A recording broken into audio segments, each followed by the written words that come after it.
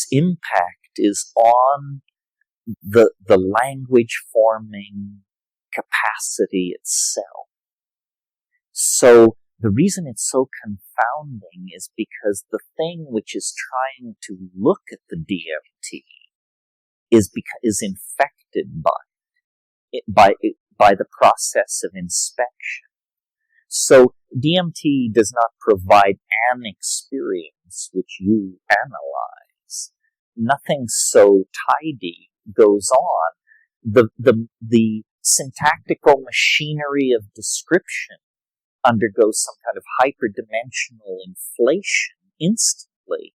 And then, you cannot tell yourself what it is that you understand. In other words, what DMT does can't be downloaded into as low dimensional a language as English.